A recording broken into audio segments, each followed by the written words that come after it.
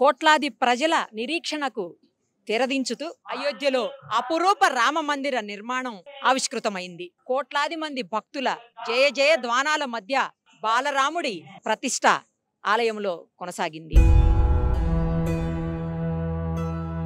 ప్రధాని నరేంద్ర మోడీ గారి చేతుల మీదుగా అభిజిత్ లగ్నంలో ప్రాణ ప్రతిష్ట వైభవోపేతంగా కొనసాగింది. Gautam neuro care brain stroke migraine fits brain and spine surgeries కి బెస్ట్ న్యూరో సర్జన్. అలాగే అనందరం దర్శనం చేసుకునేటువంటి అవకాశం కూడా కలగబోతోంది. ఈ సందర్భంగా నిజాం కాలేజ్ గ్రౌండ్స్ లో ఏర్పాటు చేసినటువంటి ప్రత్యేక కార్యక్రమంలో గవర్నర్ తమిళిసై గారితో పాటు బీజేపీ తెలంగాణ చీఫ్ కిషన్ రెడ్డి గారు, అలాగే బీజేపీ అనేక మంది నేతలు పాల్గొన్నారు. చాలా మంది కళాకారులు కూడా ఇక్కడ మనకు కనిపిస్తా ఉన్నారు. వందలాది మంది ప్రజలు కూడా ఈ ప్రాణ ప్రతిష్ఠ కార్యక్రమానికి ఇక్కడ నుంచి ప్రత్యక్షంగా వీక్షించినటువంటి సిచ్యుయేషన్. ఒక్కసారి నా వెనకాల కనిపిస్తున్నారు చూడండి, ఆంజనేయ స్వామి. నిజంగా ఆంజనేయ స్వామి ఇక్కడికి వచ్చారేమో, ఎందుకంటే ఆంజనేయ స్వామి అంటే రాముల వారికి చాలా చాలా ఇష్టం, మనందరికీ తెలుసు. ఆయనే స్వయంగా ఇక్కడికి వచ్చారేమో అన్నట్లుంది. ఎంత టైం నుంచి ఉన్నారు? 4-5 hours. ఎంత టైం పడుతుంది రెడీ అవ్వటానికి? 1.5 hour. ఎక్కడి నుంచి తెస్తారు ఇవన్నీ? हमारा सार रेडी करते हैं. ఇంకెంతసేపు ఉండాలి ఇలాగా? ఎంతసేపు ఉండగలరు? इवेंट कितने टाइम तक रहते हैं उतना टाइम तक. ఎక్కడి నుంచి వచ్చారు మీరు అందరూ? ఉడిపి, కర్ణాటక. ఒక ఫోటో గ్యాలరీని ఏర్పాటు చేశారు. అయోధ్యలో రామ మందిరం ఎప్పుడైతే కూల్చబడిందో అప్పటి నుంచి తిరిగి పునరుద్భావం జరిగిన తర్వాత, అంటే ఈ రోజు వరకు కూడా ఏ ఇయర్ లో ఏం జరిగింది, ఎలాంటి డెవలప్మెంట్స్ ఉన్నాయి, మొత్తం కూడా ఇక్కడ ఫోటో గ్యాలరీలో మనం కనిపిస్తా ఉంది. చూడొచ్చు, అది ఒకసారి చూడండి. 1528 నుంచి 2024 వరకు, అంటే ఈ రోజు వరకు ప్రతి సంఘటన కూడా, ఎప్పుడైతే బాబర్ సేనాని రామ మందిరం మీద విధ్వంసానికి పాల్పడిందో, అక్కడ నుంచి దురాక్రమణ జరిగిందో ఆ క్షణం నుంచి మొదలు పెట్టుకొని ఆ తర్వాత 1813లో ఏం జరిగింది, 1859లో ఏం జరిగింది, 1885, 1949, 1984, 1986, 1989, 1990, 92, 2019, 2020. అంటే 2020లోనే భవ్య మందిర నిర్మాణాన భూమి పూజ జరిగింది ఆ రోజు. ఎందుకంటే 2019లో సుప్రీంకోర్టు, మనకు తెలుసు సుప్రీంకోర్టు సుప్రీం, ఇంకా అక్కడి నుంచి తీర్పు వచ్చిందంటే ఇంకా దానికి తిరుగుండదు. అలాంటి చోట వచ్చినటువంటి తీర్పు ఇదిగో, రామ జన్మభూమిపై సంపూర్ణ అధికారం శ్రీ రామ్ లాలాకే చెందుతుంది. దేశ అత్యున్నత న్యాయస్థానం స్పష్టమైన తీర్పు ఇచ్చింది 9 నవంబర్ 2019. ఆ తర్వాత 2020లోనే ఇమీడియట్ గా ఆగస్టులోనే ఈ ఈ కార్యక్రమానికి భూమి పూజ జరిగింది. మందిర నిర్మాణం కోసం భూమి పూజ జరిగింది. అదంతా కూడా అక్కడ మనకి పిక్చర్స్ రూపంలో కనిపిస్తా ఉంది. ఇది లాస్ట్ వరకు పెట్టారనమాట. అంటే ఈ రోజుది ఇది యాక్చువల్ గా, అంటే ప్రాణ ప్రతిష్ఠ జరిగే రోజు ఎలాంటి పిక్చర్ ఉందనేది ఇక్కడ కంప్లీట్ గా పెట్టారు. సో మొత్తం అంతా కూడా ఆ రోజు నుంచి 1528 బాబర్ ఎప్పుడైతే దాడి చేశాడో అప్పటి నుంచి మళ్ళీ ఈ రోజు ప్రాణ ప్రతిష్ఠ అయ్యి అద్భుతమైనటువంటి రామ మందిరం అయోధ్యలో కొరువు తీరినటువంటి ఈ సందర్భం వరకు జరిగిన ప్రతి ఘటనను ఇక్కడ కనిపిస్తా ఉంది. వాళ్ళు మనకి ఇక్కడ కనిపించేలాగా ఫోటో గ్యాలరీల రూపంలో పెట్టుంచారు. మొదట్లో ఉండేటువంటి రామ మందిరం ఎలా ఉంది, ఇదిగో ఓల్డ్ మసీదు, బాబ్రీ మసీదు ఉన్నప్పుడు 1900 సంవత్సరంలో ఎలాగుంది, దానికి ముందు ఎలా ఉంది, అవన్నీ కూడా మొత్తం పిక్చర్స్ రూపంలో ఇక్కడ మనకి కనిపిస్తా ఉన్నాయి. ఇదిగోండి, 1813లో హిందూ సమస్యల ద్వారా మొదటి ప్రకటన చేసి మందిరాన్ని ధ్వంసం చేసి బాబర్ ఆ కట్టడాన్ని కట్టారు అని చెప్పేసి ఆ మొత్తం అన్ని పిక్చర్స్ అన్ని కనిపిస్తున్నాయి. నేను స్వయంగా అయోధ్యకు కూడా వెళ్ళొచ్చున్నాను. దాదాపు 500 ఏళ్ల నాటి చరిత్ర ఉన్నటువంటి ఈ ఘటనకి 500 ఏళ్ల నాటి చరిత్ర కారణమవుతా ఉంది. నిజానికి ఎప్పుడైతే రామ మందిరం మొదలు ఉందో అప్పటి నుంచి రామ మందిరం కూలగొట్టి మసీదు కట్టి తర్వాత మళ్ళీ రామ మందిరం, మళ్ళీ మసీదు, మళ్ళీ మందిరం, మళ్ళీ మసీదు, ఇలాగా 500 ఏళ్ల పాటు జరిగినటువంటి సంఘటనతో 150 అడుగుల లోపల వరకు కూడా డెబ్రీ ఉన్నటువంటి పరిస్థితి. అంటే ఈ నిర్మాణాలకు సంబంధించినన్ని ఎప్పటికప్పుడు కూల్చుకుంటా పోతే అవన్నీ కింద మొత్తం ఉండిపోయాయి. బట్ ఆ 150 అడుగుల లోతులో ఉన్నటువంటి ఆ డెబ్రీ మొత్తాన్ని తీశారు. అంటే ఏదైతే ఆ రాళ్ళు రప్పలు అవన్నీ ఉన్నాయో కట్టడాలకు సంబంధించినవి, అవి మొత్తం తీసి చాలా లోపల వరకు కూడా ఫౌండేషన్ వేసి చేసినటువంటి పరిస్థితి. 1000 ఏళ్ల వరకు రామ మందిరం కించిత్ కూడా చెక్కు చెదరకుండా నిర్మాణాన్ని చేసినటువంటి ఘనత ఖచ్చితంగా బీజేపీ ప్రభుత్వానికే దక్కుతుంది, కేంద్ర ప్రభుత్వానికే దక్కుతుందని చెప్పడంలో ఎలాంటి సందేహం లేదు. 1859లో ఆ వివాదాస్పద స్థలం చుట్టూ కూడా రక్షణ కవచం ఏర్పాటు చేసిన అప్పట్లో ఉన్నటువంటి బ్రిటిష్ ప్రభుత్వం. అది తర్వాత 1885లో సమస్య మొట్టమొదటిసారిగా ఫైజాబాద్ జిల్లా కోర్టుకు చేరింది అని చెప్పేసి దానికి సంబంధించినటువంటి పిక్స్. అలాగే ఇంకా మిగతా అన్నీ కూడా ఆ దురాక్రమణలో ఏమేం జరిగింది. మొదట్లో బాలరాముడి విగ్రహం ఉండేది. ఆ బాలరాముడి విగ్రహాన్నే ఇక్కడ కూల్చివేసినటువంటి పరిస్థితి. అందుకే ఫస్ట్ ఫ్లోర్ లో ఇప్పుడు బాలరాముడి విగ్రహం పెట్టారు. సెకండ్ ఫ్లోర్ లో మళ్ళా రాముడి విగ్రహం పెడతారు. సెకండ్ ఫ్లోర్ ఇంకా స్టార్ట్ అవ్వలేదు. అంటే ఇది కింద గ్రౌండ్, ఫస్ట్ ఫ్లోర్ ఇంకా స్టార్ట్ అవ్వాలి. ఫస్ట్ ఫ్లోర్ తర్వాత సెకండ్ ఫ్లోర్ కూడా ఉంటుందని చెప్తున్నారు. ఆ రోజు ట్రస్ట్ వాళ్ళు చెప్పింది. ఫస్ట్ ఫ్లోర్ లో మళ్ళీ పెద్ద విగ్రహాన్ని పెట్టేటువంటి పరిస్థితి త్వరలో మనం అది కూడా చూస్తాము. అంటే కొంచెం నిర్మాణానికి టైం పడుతుంది కాబట్టి ఆ సమయం తర్వాత మనం అది కూడా చూసేటువంటి అవకాశం మనకు దొరుకుతుంది. ఇలా మొత్తం పిక్చర్స్ అన్ని కూడా ఇక్కడ రామ జన్మభూమికి సంబంధించినటువంటి ఫోటో గ్యాలరీ చాలా అద్భుతంగా అనిపిస్తోంది. ఎందుకంటే ఇవన్నీ మనకు తెలియదు, ఎప్పుడో జరిగాయి కదా, మనకు అవన్నీ తెలియదు. చాలా మంది పుట్టి కూడా ఉండకపోవచ్చు ఈ ఘటనలు జరిగేటప్పటికి. బాబ్రీ మసీదు కూల్చిన సంఘటన కూడా అందరికీ గుర్తుండకపోవచ్చు. బట్ ఇక్కడ మాత్రం ఫోటో గ్యాలరీలో ప్రతిదీ కొన్ని వేల మంది తుపాకీ గుళ్ళకి దెబ్బలు తాకించుకున్నటువంటి పరిస్థితి. కొంతమంది అయితే బలైపోయారు కూడా. కొన్ని వేల మంది జైళ్ల పాలైనటువంటి సిచ్యుయేషన్, కారాగారాల్లో సంవత్సరాల తరబడి ఉన్నటువంటి పరిస్థితి. కరసేవకులు ఎంతో మంది ఉన్నారు. సో వాళ్ళందరికీ సంబంధించిన ఇక్కడ చూడండి మనకు డెమాలిషన్ ఆఫ్ బాబ్రీ మసీద్ అవన్నీ చూసేటువంటి అవకాశం మనకి దొరికింది. ఇదిగో నిర్మాణానికి సంబంధించిన ప్రతి ఘట్టాన్ని కూడా పిక్స్ తీసి ఇక్కడ పెట్టారు. ఎప్పుడైతే దేశంలో ఉన్నటువంటి సుప్రీంకోర్టు మన అత్యున్నత న్యాయస్థానం తీర్పు ఇచ్చిందో నవంబర్ 9, 2019, ఆ తర్వాత జరిగినటువంటి ప్రతి ఘటనని, ప్రతి ఈచ్ అండ్ ఎవ్రీథింగ్ వాళ్ళు పిక్స్ తీసి ఇక్కడ మంచిగా ఫోటో గ్యాలరీలు పెట్టారు. లాస్ట్కి ఈ పిక్చర్స్ అన్ని చూస్తూ లాస్ట్కి వస్తే మీకు కనిపిస్తుంది ప్రస్తుతం మనం చూస్తున్నటువంటి అపురూప కట్టడము, గొప్పదైనటువంటి కట్టడము రామ మందిరం. ఇదే అది మనం ప్రత్యక్షంగా కూడా చూసాము. ఈరోజు ప్రాణ ప్రతిష్ఠ తీసుకుంది ఈ రామ మందిరం.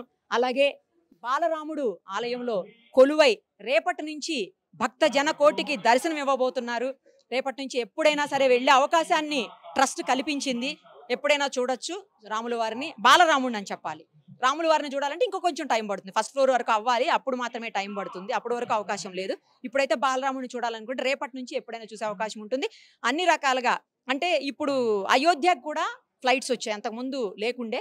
ఇప్పుడు అయోధ్యకి ఫ్లైట్స్ కూడా వచ్చాయి. మేము వెళ్ళినప్పుడు కూడా ఈవెన్ లక్నో నుంచి వెళ్లాల్సినటువంటి సిచ్యుయేషన్. బట్ ఇప్పుడు అక్కడ ఎయిర్పోర్ట్ కూడా ఓపెన్ అయిపోయింది. అలాగే ప్రత్యేకంగా 20 రైళ్లను నడిపిస్తుంది దక్షిణ మధ్య రైల్వే కూడా. ఇక్కడి నుంచి మనకు ప్రత్యేకంగా ఇక్కడి నుంచే నడుస్తున్నాయి 20 రైళ్లు. సో బస్సులు ఉన్నాయి. ఏ మార్గంలో అయినా సరే వెళ్ళి చూసే అవకాశం ఇప్పుడు భక్తులకు కలుగుతోంది. ఏదైనా కూడా ఒక గొప్ప రోజు అని చెప్పాలి. ఇది మొత్తం దేశవ్యాప్తంగా కూడా పండుగ చేసుకుంటుంది. మామూలు పండుగ కాదు, గుండె లోతుల్లో నుంచి వస్తున్నటువంటి సంతోషకరమైనటువంటి పండుగ అని చెప్పాలి. ఏ ఒక్కరూ కూడా అసలు ఇంత అద్భుతమైనటువంటి కట్టడాన్ని మళ్ళీ చూస్తామని, రామ మందిరం నిర్మితం అవుతుంది అని చెప్పి ఊహించి ఉండరు. బట్ వాటన్నిటినీ నిజంగా ఈరోజు బీజేపీ ప్రభుత్వం నిజం చేసింది, మోడీ గారి ఆధ్వర్యంలో ఉన్నటువంటి ప్రభుత్వం నిజం చేసిందని చెప్పడంలో మాత్రం ఎలాంటి సందేహం లేదు. పార్టీలకు అతీతంగా, ప్రభుత్వాలకు అతీతంగా రామ మందిర నిర్మాణాన్ని గొప్ప కట్టడంగా చూడాల్సినటువంటి అవసరం అయితే ఉంది. ఎలా అనిపిస్తుంది ఈరోజు మాకు? మేము చాలా ఏళ్ళ నుంచి ఎదురు చూస్తున్నాము ఈ గురి గురించి. సో మా కళ నెరవేరిందని అనుకుంటున్నాం. మా కళ అని కాదు, యావత్ భారతదేశంది కళ నెరవేరింది. అదంతా ఏ ప్రభుత్వంలో అనుకోలేదు, కానీ మోడీ ప్రభుత్వం వచ్చినందుకు ఇదంతా జరిగింది. వెళ్ళలేదండి. ఇప్పుడు వచ్చే 2-3 మంత్స్లో కంపల్సరీ మా ఫ్యామిలీ ఫ్రెండ్స్తోని కలిసి వెళ్దాం అనుకుంటున్నాము. కానీ ఈరోజు చాలా చాలా హ్యాపీ అండి. మేమని కాదు, యావత్ ప్రపంచం మన భారతదేశం వైపు చూస్తుంది. అది ఇలాగే మోడీ వైపు చూస్తుంది. ఇదంతా సాధ్యమైంది మోడీ వల్లనే అండి. సో జై శ్రీరామ్ అండి. జై శ్రీరామ్. చాలా ఆనందంగా ఉంది. ఈరోజు మనకు పెద్ద ఫెస్టివల్ ఇది. రామ మందిరం అసలు మనం కాదనుకున్నాము, కాకపోతే అది ఓన్లీ మోదీ వల్లనే అయింది. ఎవరితో కాకపోతున్నాయి కూడా. ఇన్ని సంవత్సరాలకు మనకు తప్పకుండా మోదీ వల్ల సాధ్యమైంది. ప్రతి ఒక్క హిందూ గర్వపడవలసిన సమయం ఇది. ప్రతి ఒక్కరు వెళ్ళి చూడవలసినది కూడా. మనం తిరుమల ఎలా వెళ్తామో ఇది కూడా ఒక పుణ్యక్షేత్రం. ప్రతి ఒక్కరు, ప్రతి హిందూ కూడా ప్రతి దర్శనాన్ని, శ్రీరాముని దర్శనం చేసుకోవాలని చాలా ఆనందంగా ఉంది. జై శ్రీరామ్. జై Shriram madam. This is very happy occasion మాకు ఇది. ఆఫ్టర్ 500 years తర్వాత మళ్ళీ మా రాముడు తిరిగి మా ప్లేస్లోకి వచ్చిండు. తను పుట్టిన స్థలంలో his born. I see that this is one of the project done. ఇంకా మాకు project 2 and project 3 pending, which is Mathura and Kashi. So it's a competition between Mathura కావాలా, కాశీ కావాలా. Is a pick for us now, and we thank Modi and Yogi for doing this one. This is a very good day for us, wherein Ramudu malli tirigi tana own house ki tanu back vachadu, and it's we see that's start of త్రేతాయుగం మళ్ళీ start అయిందని మేము భావిస్తున్నాం. Thank you. ఈరోజు సిటీలో లక్ష్మణ్ గారు చాలా మంచి ప్రోగ్రామ్ చేశారండి. మన లైఫ్ టైంలో మనం ఎన్నో పెద్ద పెద్ద కార్యక్రమాలు టెక్స్ట్ బుక్స్లో కానీ ఇంటర్నెట్లో కానీ న్యూస్ పేపర్లో వింటుంటాం. మన లైఫ్ టైంలో మనం ఇది చూస్తానికి వచ్చింది మనం చాలా పెద్ద fortunate event. And I will అంటే మనం ఇంకో విధంగా ఎట్లా ఆలోచించంటే ఇది రాముడు గర్వాప్సి అంటారు దీన్ని. సో మళ్ళీ గుడికి వచ్చారు, ఆ ఐడియల్స్ని మళ్ళీ వచ్చేస్తారు. సో దాన్ని గర్వాప్సి అని కూడా. మాకు మంచిగా అనిపిస్తుంది మేడం. ఇంకా మేము అసలు అనుకోలే గుడి కడతారని. ఇప్పుడు మోదీ గవర్నమెంట్ వచ్చింది, అది ఏది కరెక్ట్ ఉంది వాళ్ళకి ఇచ్చినారు సపోర్ట్, అది మాకు చాలా నచ్చింది. ఇంకా మేము మొత్తం ఒక రిలీజన్ హిందూ ఉంది, మొత్తం హ్యాపీ ఉన్నారు చాలా ఈ గుడితో. చాలా 500 years వెయిట్ చేసినాం, ఇప్పుడు వచ్చింది అనుకోండి. హ్యాపీ. జై శ్రీరామ్.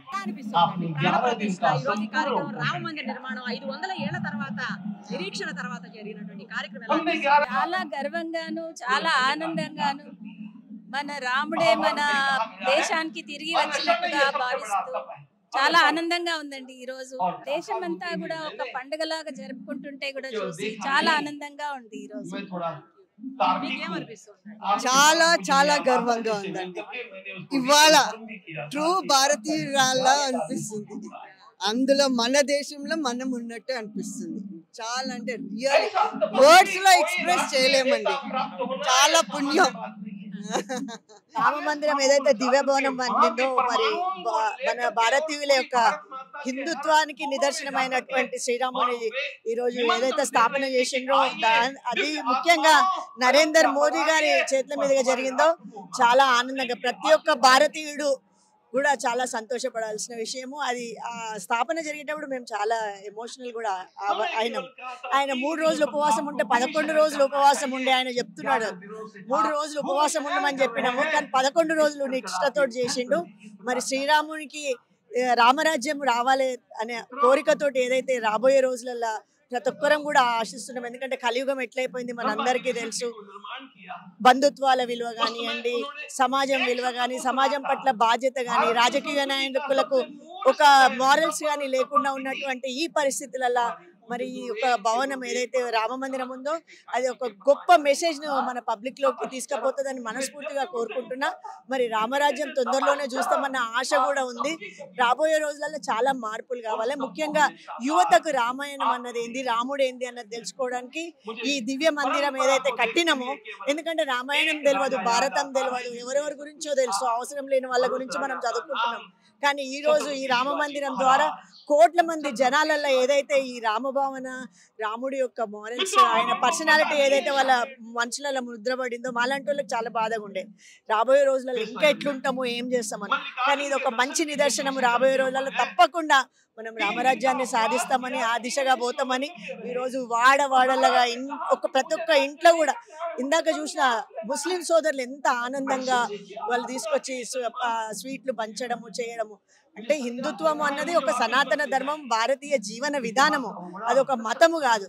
సో తప్పకుండా ఇది చాలా ఆనందంగా మేము అంటే ఇళ్లలో ఉండే కంటే కూడా లక్ష్మణ్ చాలా మంచిగా గొప్పగా ఇది అరేంజ్ చేసిండు. మేము అందరం సామూహికంగా కూడా చూసుకునే అవకాశం ఇచ్చిండు.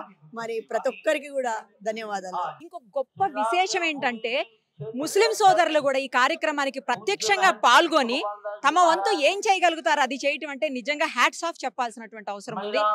ముస్లిం మోర్చా అధ్యక్షులు పాషా గారు కూడా ఇక్కడే ఉన్నారు, ఆయనతో మాట్లాడదాం. ఈ కార్యక్రమానికి పైగా మీరు రాముల వారిది కండువా వేసుకొని మరి కనిపిస్తున్నారండి, చాలా బాగా అనిపిస్తుంది. ఖచ్చితంగా అండి, మేము ఈ దేశ పౌరులం. ఖురాన్ ఏమిటంటే ఏ దేశం నుండి ఆ దేశం యొక్క న్యాయ సూత్రాలు పాటించాలి, ఆ దేశం గౌరవించాలంటుంది. చాలా మంది ముస్లిం పెద్దలు కూడా ఖచ్చితంగా ఎవరైతే ఈ దేశ సనాతన పట్ల నమ్మకం ఉందో, ఈ దేశంలో ఈ ప్రపంచంలోనే ఇస్లాం మతం పుట్టి కొన్ని వందల సంవత్సరాలైంది, కొన్ని వేల సంవత్సరాల పూర్వమే శ్రీరాముడు ఇక్కడ ఉన్నట్లుగా మనకు చారిత్రక వాస్తవం ఉంది. చరిత్రను ఎవ్వరు చూడిపోయలేరు. ఆ చారిత్రక వాస్తవాన్ని మేము కూడా ఒప్పుకుంటాం.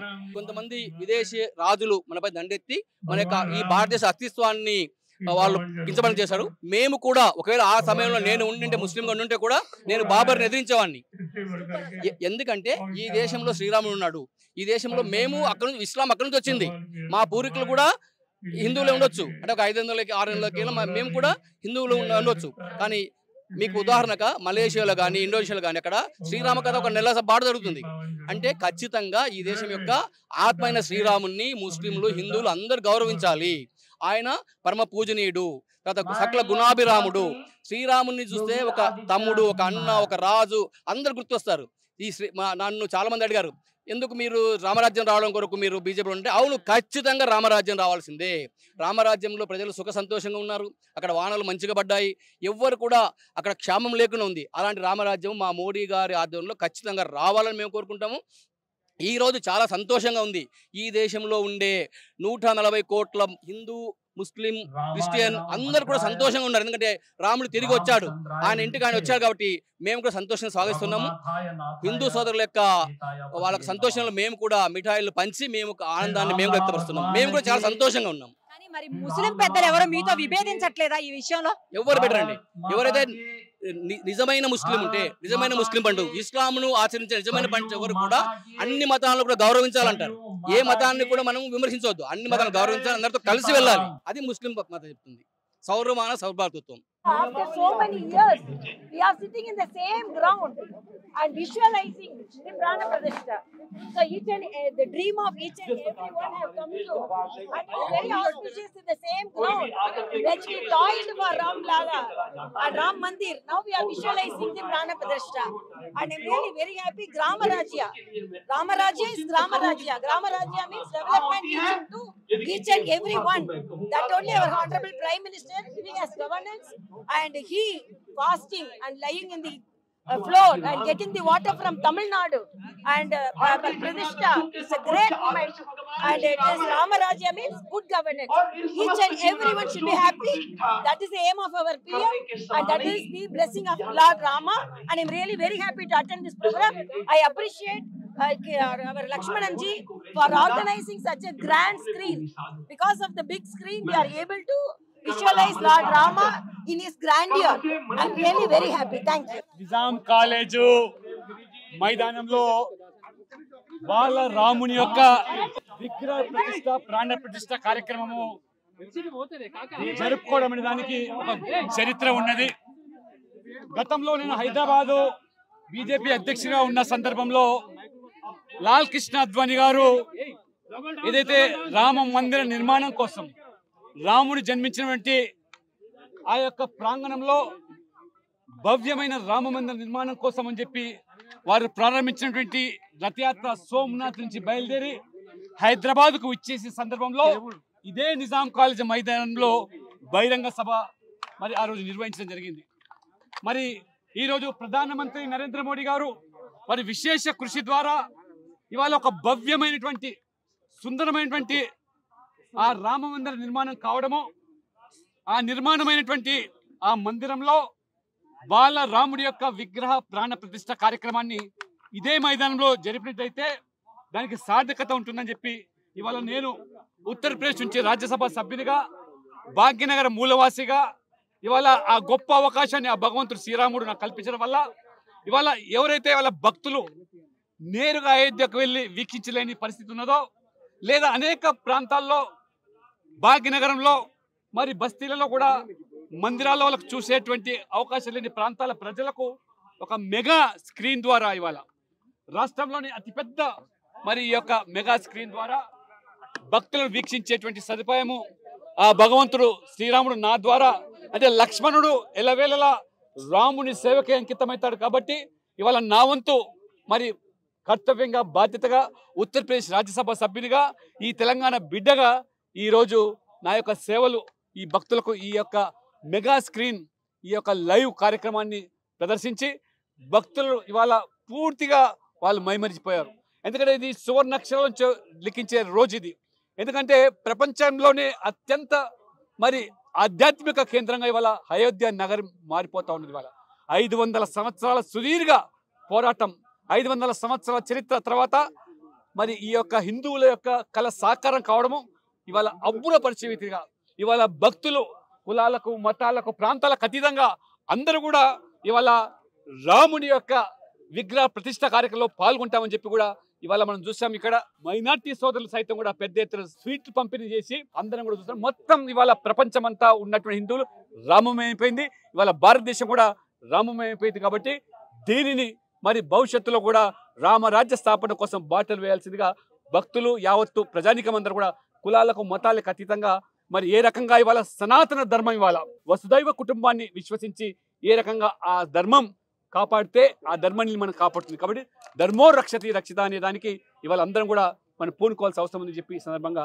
నేను కోరుతా ఉన్నాను. ఇక్కడ రియల్ రాముడు కాదు కానీ రాముడు లాంటి రాముడు, అలాగే లక్ష్మణుడు, సీతమ్మవారు, హనుమంతుడు వీళ్ళందరూ కొలువు తీరారు. ఒక్కసారి వాళ్ళని తీసుకొచ్చి ఇంతగా జనాల్లోకి ఆదరణ పొందేలా చేసినటువంటి సమ్మయ్య గారితో ఫస్ట్ మాట్లాడదాం, తర్వాత వాళ్ళందరితో కూడా మాట్లాడదాం. సమ్మయ్య గారు నమస్తే అండి. మీకు చాలా అవార్డులు రివార్డులు ఉన్నాయి. వచ్చాయండి. నేను 1985 నుండి ప్రభుత్వ కార్యక్రమాలు చేస్తున్నాము. మా తాత ముత్తాతల నుండి పూర్వకాలం నుండి ఆనవాయితీగా కళను నమ్ముకునే మా తల్లిదండ్రులు, మా పూర్వులు, మా పెద్దలు తాతల కానుండే మాకు ఈ సాంప్రదాయమైన కళ, వృత్తి కళ. మేము ఇక్కడే ఈ తెలంగాణ ఆంధ్ర రాష్ట్రాలలోనే ఉన్నాము. అయితే మేము ఉండబడినటువంటిది దేవరుప్పల మండలము, అప్పిరెడ్డిపల్లి గ్రామము, జనగామ జిల్లా నుంచి మేము వచ్చేసాము. అయితే ఆ గత పూర్వకాలంలోన చింత చెట్ల నీడల కింద, బొడ్రాయిల వద్ద, దేశముఖుల గడిల ముందు, రచ్చబండల వద్ద మా ప్రదర్శనలు వేస్తుంటే తండోపతండాలుగా గ్రామీణ పల్లె ప్రాంతాల నుంచి వచ్చి మా ప్రదర్శనలు చూసేది. మేము వేసేటువంటి ప్రదర్శనలు మైరావణ, మాందాత, సీతారణ్యవాసము, సీతారామ కళ్యాణము, కీచకవధ, సీతారామ కళ్యాణము, ఆ తర్వాత కీచకవధ, బబ్రువాహన, సత్యహరిశ్చంద్ర, ఇటువంటి ప్రదర్శనలు మేము ఒక 30-40 వేస్తాను. నేను నా నోటికి 30-40 ప్రదర్శనలు వేయగలుగుతాను. అటువంటి ప్రదర్శనలు అంటే నేను ఇప్పుడు 5 దశాబ్దాలుగా అవుతున్నది. 50 సంవత్సరాల నుంచి నేను వేస్తున్నాను. 15 సంవత్సరాల వయసు నుంచే బాలపాత్రలు, సిరియాలుడు, ఆ తర్వాత లోహితాస్యుడు, బబ్రువాహనుడు, ఇటువంటి తర్వాత కృష్ణుని పాత్ర, తర్వాత అర్జునుడి పాత్ర, మళ్ళీ వీళ్ళని పాత్రలు కూడా తెచ్చినాను. ఇప్పుడు అంతగా ఆదరణ లేదు కదండి.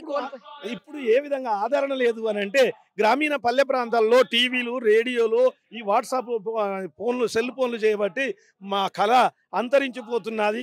ఈ కళ బ్రతికి ఉండాలంటే మా పిల్లలకు, మాకు కానీ నేను 1985లోనే ప్రభుత్వం డిపిఆర్ఓ ద్వారా సమాచార పౌర సంబంధాల శాఖ మరియు క్షేత్ర ప్రచారాల శాఖ, అదే తర్వాత మళ్ళీ సాంస్కృతిక శాఖ, ఇటువంటి కార్యక్రమాలలో ప్రభుత్వ సంక్షేమ అభివృద్ధి క్రమాలు అంటే కుటుంబ నియంత్రణ, పర్యావరణ పరిరక్షణ, పరిసరాల పరిశుభ్రత, ఇటువంటి ప్రభుత్వం మా వేషాలు చూసి ప్రజలందరూ వస్తారు కదా. కాబట్టి డిపిఆర్ఓ గారు గ్రామాల పొంటి మమ్మల్ని పంపించేది అన్నట్టు ప్రభుత్వం. మిమ్మల్ని పద్మశ్రీకి కూడా రికమెండ్ చేసినట్టుంది అండి. అంటే మాకు ఇప్పటికే 5 సార్లు పంపారు. మరి ఈసారి అయినా వస్తాదో రాదో తెలియదు కానీ మీ వాళ్ళని పరిచయం చేయండి. రాములు వారా? కానీ అంత గొప్ప వ్యక్తికి సంబంధించినటువంటి క్యారెక్టర్ అండి రాముల వారంటే. కొన్ని లక్షల కోట్ల మందికి ఆరాధ్య దైవం. అలాంటి క్యారెక్టర్ మీరు వేస్తున్నారంటే ఏమనిపిస్తోంది? సాక్షాత్ భగవంత స్వరూపుడైన ఆ శ్రీరామచంద్రుని వేషాధరణ నేనే వేయడము నా పూర్వజన్మ సుకృతముగా భావిస్తున్నాను. అందులో రాముడు ఏకపత్ని వ్రతుడు, అదిగాక అన్నదమ్ములకు ఆదర్శప్రాయుడు, మాతృపితృవాక్య పరిపాలకుడు. అతడు చేసిన మంచి పనుల వలనే ఈ యొక్క సమాజములో ధర్మము, ఆయన చేసిన మంచి పనుల వల్ల ఆయన పాదుకలే రాజ్య పరిపాలన చేసినవి ప్రపంచంలో అందరికీ తెలుసు. ఆ రాముని పాత్ర వేయడము నా అదృష్టంగా భావిస్తున్నాను మేడం. ఎన్నాళ్ళ నుంచి చేస్తున్నారు? ఎప్పుడు రాముడి క్యారెక్టర్ వేస్తారా? లేదు మేడం, కృష్ణుడు వేస్తాను, అర్జునుడు వేస్తాను, రాముడు వేస్తాను, చాలా వివిధ పాత్రలు చాలా వరకు తీసుకొస్తాను. ఎన్నాళ్ళ నుంచి వేస్తున్నారు? నాకు 45 సంవత్సరాలు మేడం. నేను 16 సంవత్సరాల నుండి ప్రోగ్రామ్ చేస్తున్నాను. ఇవన్నీ వేసుకోవడానికి ఎంత టైం పడుతుంది? మినిమము 2 గంటల టైం పడుతుంది. కలర్ వేసుకున్నారు కదా, దీనివల్ల ఎలర్జీ అట్లా ఏముండదా? ఈ మా తాతల కానుండి వేసుకుంటూనే ఉన్నాము. ఎటువంటి అనారోగ్యం పాలైనా కానీ మమ్మల్ని పట్టించుకునే వారు లేకపోవడం వల్ల ఆ బాధలు తట్టుకొని కూడా ఈ కళను బ్రతికించుకుంటున్నాము ఇప్పటి వరకు. కానీ మాకు ఇప్పటి వరకైనా ఏదైనా ఇంకొక అవకాశం దొరకపోతానే ఆలోచన చేస్తే ఎదురు చూస్తున్నాం మేడం. మళ్ళీ మీ ఇంట్లో మీ పిల్లలు అట్లా ఎవరన్నా కూడా చేస్తున్నారు ఇలాగా? మా అబ్బాయిలు 3 నా కొడుకులు అందరూ చదువుకుంటున్నారు. కళారంగానికి రారా బాబు అంటే, నాన్న నువ్వేం సంపాదించావు, మేము ఏదైనా చేసుకుని బ్రతుకుతాములే, ఇక వద్దు, చూసేవారు లేరు, మనం వేసిన వాళ్ళు చూసేవారు మనం ఆదరించేవారు లేరని పిల్లలు అంటున్నారు. ఎంతసేపు ఉండగలరు ఇలాగా ఈ వేషంలో? 20 అంటే ఒక్క ప్రోగ్రాము కనీసానికి ఏకదాటిగా 9 గంటలు పాడగలుగుతాం మేడం. 9 గంటలు ఉండగలుగుతాం. ఏ ఊరండి? పాలకుర్తి మండలం, గ్రామం తొరూరు మేడం. మీరేం క్యారెక్టర్? భరతుడు. ఓకే. ఎప్పటి నుంచి చేస్తున్నారు? నేను 35 సంవత్సరాలు చేస్తున్నాను. ఓకే. ఎంతసేపు పడుతుంది రెడీ అవ్వడానికి? 2 గంటలు పడుతుంది మేడం. మళ్ళీ తీయడానికి గంట టైం పడుతుంది. పడుతుంది గంట మళ్ళా. మీరే రెడీ అయిపోతారా ఎవరైనా మేమే రెడీ అయితే మేమే మేకప్ చేసుకుంటాం, మీరే మేమే చేసుకుంటాం. సినిమా వాళ్ళు చేసుకున్నట్టు కాదు, మా సొంత మేకప్ తో చేసుకుంటాం. ఓకే. ఎలా అనిపిస్తుంది భరతుడిగా చేయటం? చాలా సంతోషంగా ఉన్నది, ఎందుకంటే శ్రీరాముని పాదాలు మోసిండు కాబట్టి, ఆయన పాదుకలు మోసిండు కాబట్టి భరతుని వేషం కట్టడం చాలా సంతోషంగా ఉంది. నా పాత్ర రావణ బ్రహ్మ. ఈ రావణ బ్రహ్మ పాత్ర వేయడం నాకు చాలా సంతోషము. ఎన్నేళ్ల నుంచి చేస్తున్నారు? నేను చిన్నప్పటి నుండి అంటే ఒక 16-17 సంవత్సరాల నుండి చిన్న చిన్న పాత్రలు వేసుకుంటూ మళ్ళీ అందులో ఆడిషన్ కట్టుకుంటూ మా నాయన నామాలు పెట్టి ముందుగా ఆడించడము, ఓ పద్యం పాడించడము, ముందుగా స్టేజ్లో అట్లా చేసి ఆడిషన్ కట్టాను. మళ్ళీ ఇప్పుడు మొగేషన్ కడుతున్నాను. అన్ని పాత్రలకు ప్రాణం పోస్తాను. నాకు చాలా సంతోషం. ఈ అయోధ్య రాముడి గురించి, అయోధ్య రాముడు ఆయన పుట్టిన స్థలము, బాలరాముడిగా భద్రాచలంలో, అక్కడ రాముడిగా జీడికలలో, అక్కడ రాముడిగా, ఇవన్నీ ఈ ప్రపంచానికి సృష్టికర్త అయినటువంటి ఆ అయోధ్య రాముడు మన అందరికీ గొప్పతనంగా ఈ రోజుగా వేడుకలు బ్రహ్మాండంగా చాలా బాగున్నాయి మేడం. నా పాత్ర విభీషణ. ఇలాంటి ప్రోగ్రాం ఈ సందర్భం ఈ రోజు చేయడం మా అదృష్టం మేడం. నా పేరు గడ్డం రజితాద్రి, గ్రామం దడదపల్లి, మండలం పాలకుర్తి. 15 సంవత్సరాలు అవుతుంది మేడం. నమస్కారం మేడం, మీతో మాట్లాడడం మా అదృష్టం అనుకుంటున్నాను మేడం. ఎందుకు అంటే మాది పాలకుర్తి మండల్, బమ్మెరపోతన పుట్టినటువంటి విలేజ్ మాది. బమ్మెరపోతన కవీశ్వరుడు ఆ విలేజ్. నా పేరు రాసల ప్రభాకర్, మా తండ్రి పేరు భుజంగం. ఎందుకంటే నాకు బాధ ఏంటంటే మా తాతగారు ఎన్నో ప్రదర్శనలు ఇచ్చాడు, ఇంతవరకు ఇల్లు కట్టలే. మా తండ్రి దాదాపు 50-60 సంవత్సరాలు వేషాలు చేస్తూ, ఆడవేషాలు చేస్తూ ఉన్నాడు. మా తండ్రి కట్టలే. ఇప్పుడు మేము కూడా ఇల్లు కట్టలేదు. ఎందుకంటే ఏ ప్రభుత్వం వచ్చినా మేము చెప్పినటువంటి ముచ్చట్లు వింటున్నారు, వీరినట్టే మమ్మల్ని పట్టించుకుంటాను. మరి ఈ ప్రభుత్వం అయినా మాకు సహకరించి ప్రతి ఒక్క కళాకారునికి పెన్షన్ కావాలి మేడం. ముందుగా పెన్షన్ కావాలి. ఎందుకు అంటే పెన్షన్ కావాలంటే 57 సంవత్సరాలు దాటిన పైబడి ఇస్తామంటున్నారు. అలా కాదు, వృత్తిని నమ్ముకున్నటువంటి 57 ఉపకులాలు ఏవైతే ఉన్నాయో వీళ్ళు అయిన కళాకారులా కాదా అని వారికి పెన్షన్ ఇవ్వాలి. అదే కాకుండా మాకేదైనా నొప్పులు రోగాలు వస్తే తగినటువంటి మాకు భూములు లేవు, జాగలు లేవు, అమ్ముకుందామన్నా కానీ ఏమీ లేవు. చావడమే తప్ప మాకు బ్రతుకు మీద ఆశలు ఎక్కువ ఉండలేవు. మా పిల్లలకు చదువు చక్కగా లేదు. సరే, ఇంకోటి ఏంటంటే సాక్షాత్తు ఆ రాముల వారు అంటే నాకు చాలా ఇష్టము. రోజు పోతన్న గారికి ఆనాడు శ్రీరామచంద్రమూర్తి గారు సాక్షాత్తుగా వారికి దర్శనం ఇచ్చారని నాకు తెలుసు, చాలామంది అనంగా విన్నాను. అందుకని ఈ సీతమ్మ పాత్ర నేను కట్టాలని చాలా సంతోషముగా ఉన్నాను. ఏకనారి వ్రతుడు, సీతమ్మ తల్లి లోకమాత, జగజ్జనని. ఎందుకంటే భూతల్లి బిడ్డ కాబట్టి ఆ సీతమ్మకు చాలా గొప్పది. ఆ తల్లి పేరు చెప్పుకొని మరి శ్రీరామునికి భార్యగా నేను ఈ పాత్ర వేయడం అంటే అసలు ఏ జన్మలు చేసుకున్న పుణ్యమో అని చాలా సంతోషంగా నేను హ్యాపీగా ఫీల్ అవుతున్నాను మేడం. సీతమ్మ పాత్ర వేస్తాను, సతీ సావిత్రి వేస్తాను, అట్నే పోతే ఢాంగ్నీలో రంభవేషం తెస్తాను, ద్రౌపది తెస్తాను. చాలా ఏ పాత్రలోనైనా ఏ ఆటలోనైనా మేటి వేషాలు ఇట్లా తెస్తూ ఉంటాను. సుభద్ర, శశిరేఖ, అల్లిరాణి, అట్నే పోతే మండోదరి, అంబ, ఇలాంటివి చాలా చాలా క్యారెక్టర్లు చేస్తాను మేడం, చేయగలుగుతాం మేడం. సార్ సాక్షాత్తుగా మీరైనా ఆ ప్రభుత్వం దృష్టికి తీసుకుపోయి మా ప్రతి ఒక్క కళాకారునికి సహకారం చేస్తారని మీతో మాట్లాడినందుకు నాకు ఆ నమ్మకం ఉన్నది మేడం. మీరు ఎంతో మందిని అడగంగా నేను విన్నాను. మిమ్మల్ని చూడగానే సాక్షాత్తు ఆ సీతమ్మ తల్లిని దర్శించుకున్నట్టు అయింది మేడం. నన్ను కూడా మమ్మల్ని మా అందరినీ ప్రభుత్వానికి గుర్తింపు తీసుకొచ్చే మాదిరిగా మాకు సహకారం చేస్తారని మీకు చేతులెత్తి మొక్కుతున్న తల్లి. నమస్కారం తల్లి. సుమల్ ఛానల్ గారికి, సిబ్బంది గారికి మా యొక్క నమస్కారములు. మా కళలు అంతరించిపోకుండా కాపాడుకుంటూ ఇంతవరకు దాకా వచ్చేస్తున్నాం మేడం. చిన్నవాళ్ళు ఎవరు కూడా ఈ పాత్రలు చేస్తలేరు, చదువుకుంటున్నారు, కొందరు పని చేసుకుంటున్నారు. బీద కుటుంబాలే, చిందు కులం అంటే బీద కుటుంబాలే, పెద్ద గొప్పలం కాదు. మేమంటే భక్త ప్రహ్లాదుడు, శ్రీయాలుడు, లక్ష్మణుడు, అట్లాగా నారదుడు, అట్లాగా కొన్ని విలన పాత్రలు కూడా వేస్తాము. నేను 12 సంవత్సరాల నుంచి చేస్తున్నాను. నేను 55 సంవత్సరాలకు వస్తున్నాను మేడం. ఇంతవరదాకా ఈ కళను అంతరించిపోకుండా ఇక్కడ ఈ స్వామివారి సన్నిధానంలో త్రేతాయుగంలో శ్రీరామచంద్రుడు ఆనాడు సత్యశ్యామలంగా కాపాడాడు. కానీ ఈరోజు అయోధ్యలో ప్రతిష్టాపన జరిగినది. రాముడి ఆ దివి నుండి భూమికి దిగి వచ్చిన అటువంటి రాముడు వారి పాదాలకు నమస్కరించాం. మనసులో అంటే పులకరిస్తుంది ఆ మాట చెప్పడానికి కూడా అంత ఆనందంగా. అట్లాగా ఇప్పుడు ఆ టీవీ అక్కడి నుంచి ఢిల్లీలో జరిగే కార్యక్రమం ఇక్కడ ఈ థియేటర్ పైన చూస్తుంటే ఆనంద భాషలు ఏడ్చాము. ఇప్పటికి ఈ పాత్రలో ఉండి కూడా ఈ పాత్రలు ఆ లక్ష్మణి పాత్ర ఇట్లా రాముని పాత్రలు మా పెద్దలు ఇట్లా చేస్తున్నారు. ఆనంద భాషలు ఏడుస్తూ కూడా తరించాము, చూశాము. ఇందులో పాల్గొన్నందుకు మాకు కూడా చాలా సంతోషం మేడం. మరి సుమన్ ఛానల్ గారికి మీకు కూడా ప్రత్యేక వందనాలు. మమ్మల్ని గుర్తింప చేస్తారని ప్రభుత్వానికి మేము మనస్ఫూర్తిగా నమస్కరిస్తున్నాం మేడం.